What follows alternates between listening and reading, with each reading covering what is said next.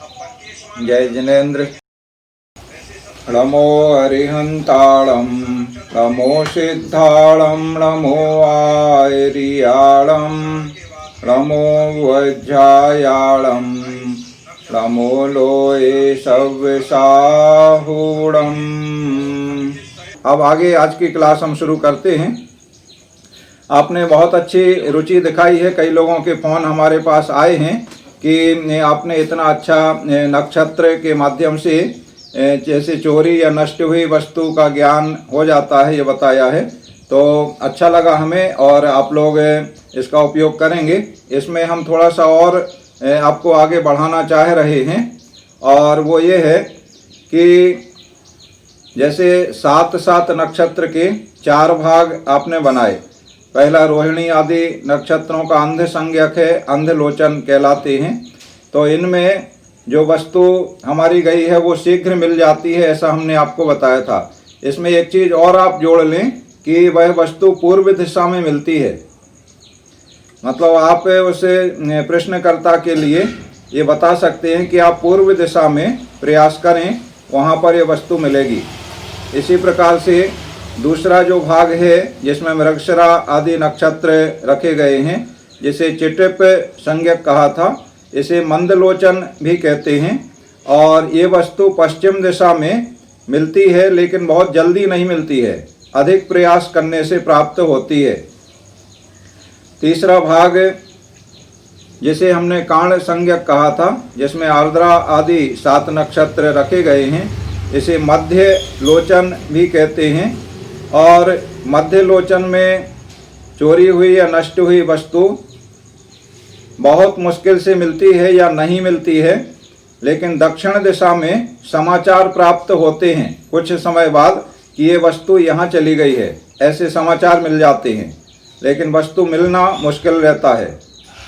और अंतिम चौथा जो भाग बनाया है 7 नक्षत्रों का, जिसमें पुनर्वसु आदि नक्षत्र रखे हैं, ये सुलोचन संज्ञक हैं। और ये वस्तु उत्तर दिशा की ओर चली गई है, लेकिन मिलने की कोई संभावना नहीं है और समाचार भी प्राप्त नहीं होते हैं। मतलब बहुत दूर चली गई है जिसके बारे में पता नहीं चलेगा। इस प्रकार से और विस्तार से बताया जा सकता है। और प्रश्नकर्ता के प्रश्न के अनुसार हम वह वस्तु किसके पास है उस व्यक्ति का नाम भी बता सकते हैं। ये बहुत गहन और गंभीर विषय है। अभी वो नाम बताने की विधि क्या है, किस प्रकार से नाम बता सकते हैं हम, उसके प्रश्नों के उसके जो शब्द हैं, उन शब्दों और अक्षर मात्राओं के आधार से पिंड बना करके निकाला जाता है। इसका वर्णन आगे जब हम विस्तार से करेंगे वहाँ आपको बताएंगे। या जो हमारे पास आया है वह कोई फूल फल आदि का नाम उससे बोलने के लिए हम कहते हैं कि कोई भी एक फूल का नाम आप बोलो। जो भी फूल का नाम वो बोलेगा या फल का नाम बोलेगा, उसके अनुसार उसकी चोरी हुई वस्तु किस व्यक्ति के पास मिलेगी, कब मिलेगी, कैसे मिलेगी, ये सारी बात उसे बताई जा सकती है। तो इसका आगे आएगा वर्णन। अभी चूंकि हम पंचांग ज्ञान एक क्रम से चल रहे हैं, तो अभी हम इस विषय को नहीं ले रहे हैं क्योंकि उसका विशद वर्णन हो जाएगा। अभी हम आगे बढ़ते हैं। तिथिवार, नक्षत्र, योग और करण, इन 5 विषयों पे हम अभी बात कर रहे हैं, जिसमें तिथि, नक्षत्र और योग इनके बारे में हमने समझ लिया है। आज हम वार और करण, ये 2 भाग के बारे में समझने के लिए आगे बढ़ रहे हैं। कुछ योग ऐसे होते हैं जो तिथि, वार और नक्षत्र के संयोग से बनते हैं। जैसे शीघ्र मृत्यु का योग बनता है। तो कैसे बनता है आप देखिए, तिथि, वार और नक्षत्र ये तीनों मिलने से शीघ्र मृत्यु का योग बनता है। जैसे कोई बीमार व्यक्ति है और कोई ने आपसे पूछा कि पंडित जी आप बताइए जरा, हमारे दादाजी या पिताजी या घर का जो भी सदस्य है, तो इनका स्वास्थ्य ठीक होगा कि नहीं होगा और कब तक होगा। तो आप इन नक्षत्र, वार और तिथि के अनुसार देख लें कि अगर शीघ्र मृत्यु योग बन रहा है तो उसके लिए सांत्वना दें कि अब इनके ज़्यादा उम्मीद नहीं है, इसलिए आप इनका सुमरण करवाएं अच्छे से, समतापूर्वक, और जो भी कार्य इनका शेष है उसको पूरा करवा दें। इस प्रकार से उसे एक बात और ध्यान रखेंगे, ज्योतिषी अच्छे भी कहलाते हैं जो अनिष्ट बात को भी ऐसे शब्दों में कहते हैं कि सुनने वाले को कष्ट ना हो, बहुत ज़्यादा परेशानी ना हो, इसलिए बहुत सारी चीज़ें स्पष्ट नहीं बताई जाती हैं। थोड़ा शब्दों को इस प्रकार से बोला जाता है कि व्यक्ति को आभास भी हो जाए और बहुत ज़्यादा पीड़ा भी ना हो, इस बात का ध्यान रखना चाहिए। तो शीघ्र मृत्यु योग कौन से नक्षत्रों से बनता है, पहले आप नोट कर रहे हैं तो लिख लें, या अभी नहीं लिख पाए तो बाद में आप वीडियो सुन के लिख लेना, अच्छे नोट्स बना लेना, काम आएंगे। आर्द्रा, आश्लेषा, तीनों पूर्वा, ज्येष्ठा, शतभिषा, विशाखा और घनिष्ठा, ये नक्षत्र हो, इनमें से कोई सा भी एक नक्षत्र हो, और साथ में रविवार, मंगलवार या शनिवार, ये क्रूर वार कहलाते हैं, दुष्ट होते हैं ये वार, इनकी क्रूर संज्ञा है। अभी वार का वर्णन हम करेंगे तो उसमें विस्तार से बताएंगे। तो इन नक्षत्रों के साथ में ये रवि, मंगल या शनिवार का योग बन जाए, और साथ में तीसरी एक चीज और मिल जाए, चतुर्थी, नौमी, चतुर्दशी, ये रिक्ता तिथियां हैं। रिक्ता तिथियों में किए गए कार्य सफल नहीं होते हैं, ये आपको पहले बताया गया है। तो चतुर्थी, नवमी, चतुर्दशी और इसी के साथ षष्ठी और एकादशी, ये 5 तिथियां हैं। जैसे मान लो हमने देखा पंचांग में कि आज भरणी नक्षत्र है और रविवार है और चतुर्थी तिथि है, ये तीनों चीजें एक साथ मिल गईं, माने इन नक्षत्रों में से कोई सा भी एक नक्षत्र हो, इन रवि, मंगल, शनि में से कोई वार हो उस दिन, और चतुर्थी, नौमी, चतुर्दशी, षष्ठी, एकादशी, इनमें से कोई तिथि हो, ये तीनों मिल जाने से वह व्यक्ति के शीघ्र मृत्यु का योग बन रहा है, ऐसा निश्चित किया जा सकता है। इसी में मृत्यु का एक और योग बनता है जो केवल नक्षत्र से हम जान सकते हैं। जैसे कोई व्यक्ति को सर्प ने काट लिया है, तो अगर भरणी, अश्लेषा, मूल, कृत्तिका, विशाखा, आर्द्रा, मघा, इन नक्षत्रों में सर्प ने काटा है तो उस व्यक्ति के भी बचने की संभावना बहुत कम होती है, ऐसा हम विचार करके बता सकते हैं। बीमार व्यक्ति किस नक्षत्र में बीमार हुआ है ये हम देखेंगे। नक्षत्र में बीमार होने के अनुसार भी उसके स्वस्थ होने या नहीं होने का निर्णय किया जा सकता है। जैसे किसी एक विशेष दिन में दोपहर में कोई व्यक्ति बीमार हुआ, अब उस दिन में दोपहर में जो भी समय बताया गया है आपको, उस समय के अनुसार आप देखें कि उस समय कौन सा नक्षत्र चल रहा था, तो उस नक्षत्र के अनुसार आप निर्णय कर सकते हैं। तीनों पूर्वा, आर्द्रा और आश्लेषा, इन नक्षत्रों में कोई बीमार हुआ है तो उसके लिए मृत्यु का योग है। और रेवती, अनुराधा, इन नक्षत्रों में अगर बीमार हुआ है तो बहुत समय तक बीमार रहेगा किंतु ठीक हो जाएगा। इसी प्रकार भरणी, श्रवण, शतभिषा, चित्रा, विशाखा, हस्त, घनिष्ठा, मूल, कृत्तिका, अश्विनी, मघा, इन नक्षत्रों में कोई बीमार हुआ है तो 15 दिन के अंदर ठीक हो जाएगा। और मृगशिरा, उत्तराषाढ़ा, इन नक्षत्रों में कोई बीमार हुआ है तो लगभग 1 माह में ठीक हो जाएगा। और रोहिणी, पुनर्वसु, पुष्य, उत्तरा फाल्गुनी, उत्तरा भाद्रपद, इन नक्षत्रों में कोई बीमार हुआ है तो जल्दी स्वस्थ होने के योग उसके बनते हैं। इस प्रकार मृत्यु के बारे में और कितने समय वह बीमार रहेगा इसके बारे में हम विचार करके बता सकते हैं। और भी बातें हैं जिन पर निर्भर करता है कि व्यक्ति कब तक ठीक होगा या नहीं होगा, उन बातों पर भी हमें विचार करना होगा। प्रसंग और विषय आने पर उनके बारे में हम आपको विस्तार से बताएंगे, तो उनको समग्र रूप से विचार करने के बाद फिर आपको निर्णय लेना होगा। अभी हम आपको कुछ योग बता रहे हैं जो अच्छे योग हैं जिन्हें शुभ कार्य को करने में उपयोग किया जा सकता है, करना चाहिए। जो नक्षत्र और वार के संयोग से बनते हैं। इनमें अमृत सिद्धि योग सबसे अच्छा माना जाता है। सर्वार्थ सिद्धि की तरह इसके पूर्व में आपने सर्वार्थ सिद्धि योग समझ लिया था। तो अमृत सिद्धि योग कैसे बनता है? रविवार को हस्त नक्षत्र हो तो अमृत सिद्धि योग बन जाता है, और कोई भी शुभ कार्य इसमें हम करें तो सफलता मिलती है। इसी तरह सोमवार को मृगशिरा, मंगलवार को अश्विनी, बुधवार को अनुराधा, गुरुवार को पुष्य, शुक्रवार को रेवती और शनिवार को रोहिणी नक्षत्र होने से अमृत सिद्धि योग बनता है।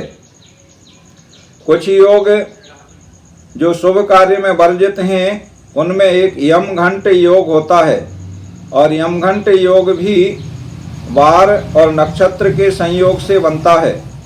रविवार को मघा नक्षत्र होने से यमघंट योग बनता है, माने मघा नक्षत्र है और रविवार का दिन है तो यमघंट योग बन रहा है। आज कोई शुभ कार्य ना करें, अगर करते हैं तो उसमें आपको सफलता संदिग्ध रहेगी, ऐसा बता सकते हैं। सोमवार को विशाखा नक्षत्र होने से मंगलवार को आर्द्रा, बुधवार को मूल नक्षत्र, गुरुवार को कृत्तिका, शुक्रवार को रोहिणी और शनिवार को हस्त नक्षत्र होने से यमघंट योग बनता है, और ये अशुभ योग है, शुभ कार्य में वर्जित है। तो इस दिन को हम इस योग को अच्छे कार्यों के लिए टालें। अब हम देखें, दिन और रात में 60 घड़ी का अहोरात्र आपने पूर्व में समझ लिया है। एक घड़ी 24 मिनट की होती है, ये भी बात आप जानते हैं। 2 घड़ी मिलाने से एक मुहूर्त बनता है, और एक मुहूर्त 48 मिनट का होता है। इस प्रकार सूर्योदय से लेकर सूर्यास्त तक 15 मुहूर्त दिन के होते हैं, और इसी प्रकार सूर्यास्त से अगले सूर्य उदय होने तक रात्रि रहती है, तो 15 मुहूर्त रात्रि के होते हैं। सामान्य रूप से मध्यम मान के हिसाब से हम देखें, इन मुहूर्तों के नाम ज्योतिष शास्त्र में निश्चित किए गए हैं। सूर्योदय से प्रारंभ होता है पहला मुहूर्त गिरीश, फिर भुजग, मित्र, पितृ, वसु, अम्बु, अम्बु को जल भी कहते हैं, विश्व, अभिजित, विधाता, इंद्र, इंद्राग्नि, निरृति, वरुण, अर्यमा और भग, ये दिन के 15 मुहूर्त होते हैं। इसी प्रकार रात्रि के भी 15 मुहूर्त होते हैं। सूर्यास्त से रात्रि जब प्रारंभ होती है तो पहला मुहूर्त शिव, उसके बाद क्रम से अजैकपाद, अहिर्बुधनी, पूषा, दासु, यम, अग्नि, अग्नि को वन्नी भी कहते हैं, ब्रह्मा, चंद्र, अदिति, जीव, विष्णु, अर्क, त्वाष्ट्र और मरुत। इस तरह दिन और रात के 30 मुहूर्त हो जाते हैं। इनमें से कुछ मुहूर्त शुभ कार्यों में निषिद्ध हैं।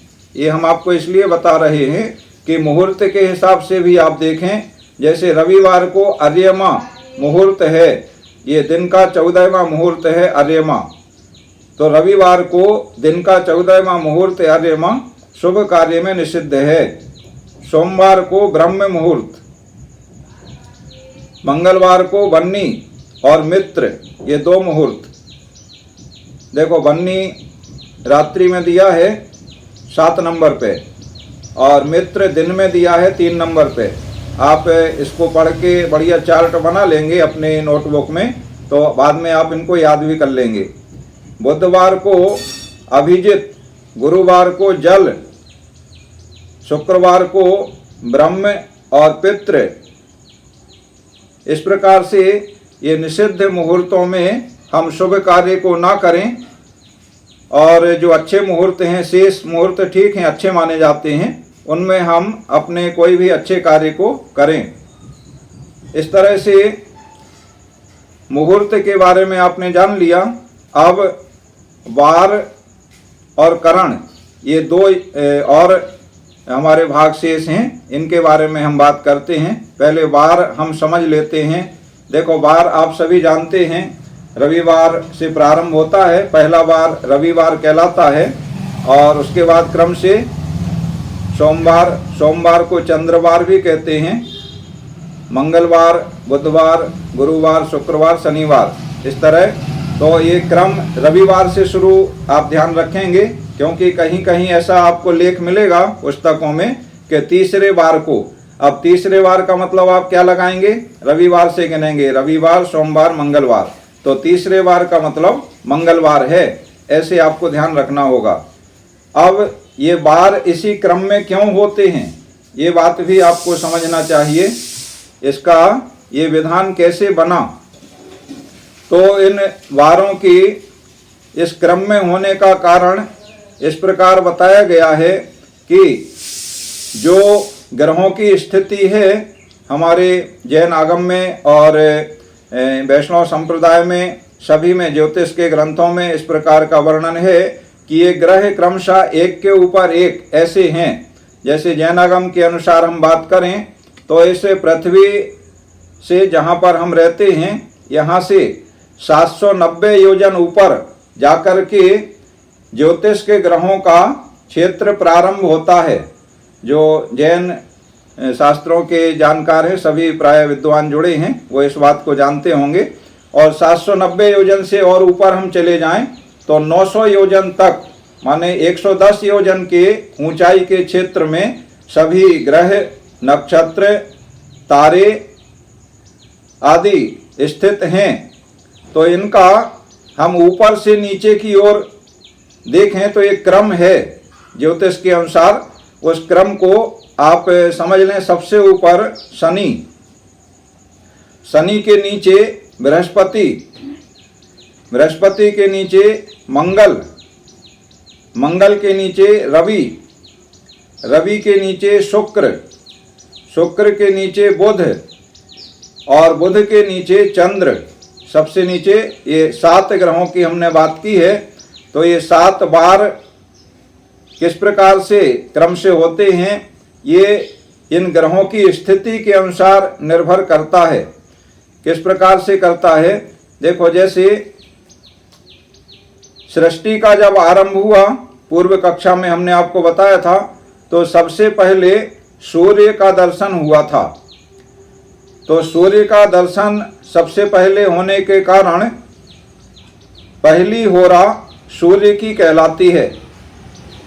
होरा का मतलब 1 घंटा, जैसे अहोरात्र होता है, तो अहोरात्र में से बीच का हो रा शब्द ले लिया, प्रारंभ का और अंत का आ और त्रा हटा दिया, तो अत्र होरा। होरा का मतलब होता है 1 घंटे का समय।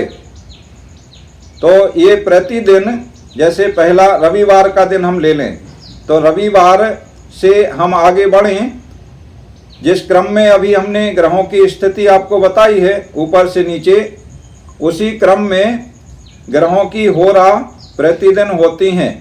जैसे पहली होरा रविवार की, रविवार को पहली होरा रविवार। रवि के नीचे ग्रहों की हम बात करें तो शुक्र है, तो दूसरी होरा शुक्रवार, शुक्र की कहलाएगी, माने शुक्र ग्रह की। फिर तीसरी होरा बुध की, चौथी होरा चंद्र की। ये हम कहाँ से ग्रह बता रहे हैं आपको, जो अभी क्रम हमने बताया है, सबसे ऊपर शनि, उसके नीचे बृहस्पति, उसके नीचे मंगल, उसके नीचे रवि, रवि के नीचे शुक्र, शुक्र के नीचे बुध, बुध के नीचे चंद्र। तो रविवार को पहली होरा रवि, दूसरी शुक्र, तीसरी बुध, चौथी चंद्र। फिर उसी क्रम में फिर से हम आगे बढ़ेंगे, तो नेक्स्ट शनि, फिर बृहस्पति, फिर मंगल, फिर 8वीं होरा फिर से रवि की आ जाएगी, क्योंकि इन 7 ग्रहों में ही 1-1 घंटे होरा विभाजित किए जाएंगे। तो फिर वही क्रम आगे चलेगा, 8वीं रवि, फिर 9वां शुक्र, 10वां बुध, 11वां चंद्र, 12 शनि, 13 बृहस्पति, 14 मंगल, 15वीं होरा फिर से रवि की आ जाएगी। फिर 16 शुक्र, 17 बुध, 18 चंद्र, 19 शनि, 20 बृहस्पति, 21 मंगल और 22वीं होरा फिर से रवि की आ जाएगी। फिर 23 शुक्र, 24 बुध और यहाँ पर रात्रि पूरी हो गई, माने 24 घंटे पूरे हो गए। तो 25वीं होरा जो आएगी वो चंद्र की होरा आएगी। 25वीं होरा से मतलब नया दिन, दूसरा दिन शुरू हो गया, तो चंद्र की पहली होरा है दूसरे दिन, इसलिए उसे चंद्रवार या सोमवार कहेंगे। तो रविवार के बाद सोमवार आ गया। यही क्रम आप देखेंगे चंद्रवार को, तो चंद्र से शुरू पहली होरा चंद्र की, फिर शनि, बृहस्पति, मंगल, रवि, आपने इस क्रम से ग्रहों के नाम लिखे हैं, तो उससे आप देखते जाएं। फिर 8वीं होरा फिर चंद्र की आ जाएगी, 15वीं चंद्र की, 22वीं चंद्र की और 23वीं शनि, 24 बृहस्पति और 25वीं होरा मंगल की आएगी। तो ये तीसरा दिन शुरू हो जाएगा 25वीं होरा, माने 24 में रात्रि खत्म हो गई मंगल की, तो फिर चंद्र की, तो मंगल तीसरा दिन प्रारंभ हो जाएगा।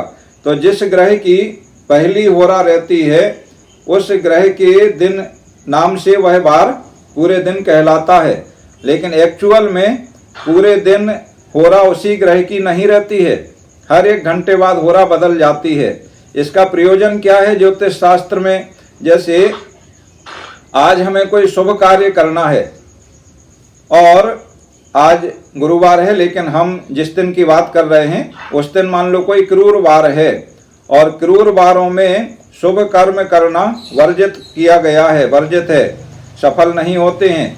तो मान लो रविवार को हमें कोई कार्य करना है, जैसे रविवार को हमने कक्षा प्रारंभ की, तो हमने फिर ये देखा कि पहली होरा रवि की, दूसरी होरा शुक्र की, तो तीसरी होरा बुध की, चौथी चंद्र की।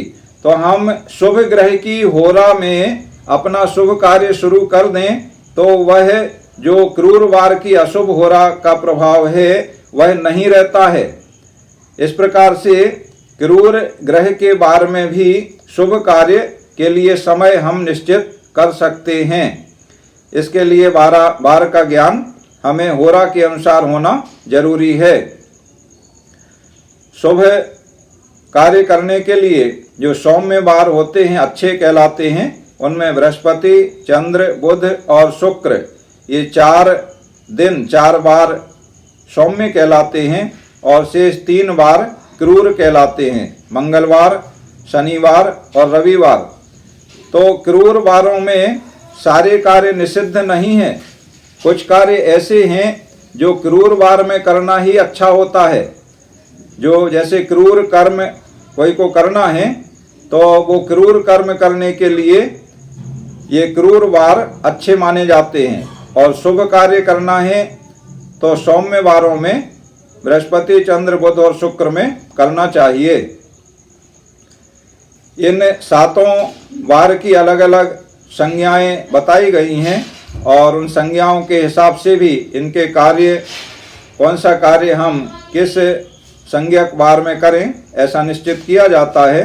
जैसे रविवार स्थिर संज्ञक होता है, सोमवार चर संज्ञा, मंगलवार उग्र संज्ञा, बुधवार सम संज्ञक है, और विशेष रूप से कोई को व्यापार आदि शुरू करना है तो बुधवार को करना चाहिए, उसके लिए बुधवार का दिन शुभ होता है। गुरुवार की लघु संज्ञा है और विद्या प्रारंभ के लिए गुरुवार श्रेष्ठ माना जाता है। विद्यारंभे गुरु श्रेष्ठा, इस प्रकार से आचार्य वचन आते हैं। शुक्रवार मृदु संज्ञक है और शनिवार तीक्ष्ण संज्ञक है।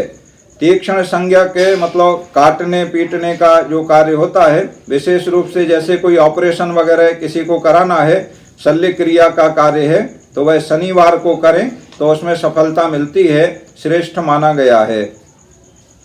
जिस प्रकार से तिथि नक्षत्र आदि के स्वामी हैं, इसी प्रकार 7 वार के भी स्वामी बताए गए हैं। रविवार के शिव, सोमवार के दुर्गा, मंगलवार के कार्तिकेय, बुधवार के विष्णु, गुरुवार के ब्रह्मा, शुक्रवार के इंद्र और शनिवार के काल स्वामी बताए गए हैं। इन वारों में कुछ समय निषिद्ध है जिनमें शुभ कार्य नहीं करना चाहिए। 3 घंटे का एक पहर होता है, इस तरह 4 पहर दिन के और 4 पहर रात्रि के, तो आधा आधा पहर निषिद्ध माना गया है। रविवार को चौथा पहर, चौथे पहर का आधा भाग माने प्रारंभ का पूर्वार्ध, सोमवार को 7वां पहर, ये रात्रि में आएगा, मंगलवार को दूसरा पहर, बुधवार को 5वां पहर, गुरुवार को 8वां पहर और शुक्रवार को तीसरा पहर, शनिवार को 6वां पहर। जब हमें कहीं पर अपने घर से बाहर कहीं दूर यात्रा करनी है तो आप लोगों ने, कई लोगों को, पुराने लोगों को ऐसे कहते सुना होगा कि भैया आज वहाँ मत जाओ, आज दिशाशूल है। तो ये दिशाशूल कैसे होते हैं? शूल का मतलब होता है कष्टकारक, कांटा होता है शूल, चुभने वाला। तो उस दिशा में अगर हम यात्रा करेंगे तो वो यात्रा कष्टकारक होगी। तो दिशाओं की यात्रा में वार के हिसाब से दिशाशूल बनते हैं और उस वार को, उस दिशा की यात्रा नहीं करना चाहिए। और अगर बहुत आवश्यक है, करना ही है, तो फिर उसके दिशाशूल के निराकरण के उपाय बताए गए हैं, उन उपायों को करके करना चाहिए। जैसे सोमवार और शनिवार को पूर्व दिशा में दिशाशूल रहता है, गुरुवार को दक्षिण दिशा में, रविवार और शुक्रवार को पश्चिम दिशा में, मंगलवार और बुधवार को उत्तर दिशा में। इसी प्रकार से कुछ मृत्यु योग होते हैं जो शुभ कार्य में वर्जित हैं, जो वार और तिथि के संयोग से बनते हैं। जैसे रविवार और मंगलवार को नंदा तिथि। नंदा तिथि का मतलब आप लोग समझ रहे होंगे। संजय जी बताइए, नंदा तिथि क्या होती है? 1-6-11। बहुत सुंदर। नंदा तिथि माने 1-6-11, माने एकम, प्रतिपदा, षष्ठी और एकादशी। बहुत बढ़िया। शुक्रवार और सोमवार को भद्रा तिथि, बुधवार को जया तिथि, गुरुवार को रिक्ता और शनिवार को पूर्णा तिथि। देखो, पूर्णा तिथि अच्छी मानी जाती है, लेकिन अगर शनिवार को है तो मृत्यु योग बनाती है और उसमें शुभ कार्य वर्जित होते हैं।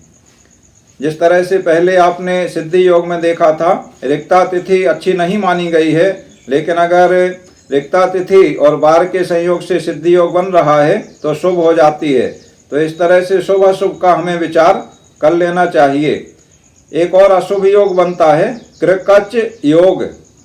कृकच योग बनता है तिथि और वार के जोड़ से, दोनों को जोड़ें और 13 संख्या आने से कृकच योग बनता है। तो रविवार को द्वादशी, देखो द्वादशी के अंक 12 लेंगे और रविवार का अंक 1 लेंगे तो 12 धन 1 13, ऐसे 13 योग बन जाए तो कृकच योग बन जाता है और इसे अशुभ माना गया है। सोमवार को एकादशी, तो सोमवार का गिनती हम करेंगे तो रविवार सोमवार 2 आएगी और एकादशी का 11, तो 11 और 2 मिला के 13 योग बन जाए तिथि और वार का तो कृकच योग बन जाता है। मंगलवार को दशमी, बुधवार को नौमी, गुरुवार को अष्टमी, शुक्रवार को सप्तमी और शनिवार को षष्ठी। इस तरह से कृकच योग में कोई भी शुभ कार्य करना अच्छा नहीं माना गया है। देखो, आज के क्लास का टाइम अलर्ट आ गया है और करीब 4-5 मिनट शेष बचे हैं। संजय जी को बीच में कुछ बोलना था तो हम चाहेंगे कि अभी आप बोलिए। गुरुजी, मैं एक निवेदन ये कर रहा था कि जैसे किसी का ऑपरेशन कराना हो या कोई बहुत ज्यादा बीमार हो तो उसको कौन से नक्षत्र में डॉक्टर को दिखाया जाए उसको सफलता मिल जाए।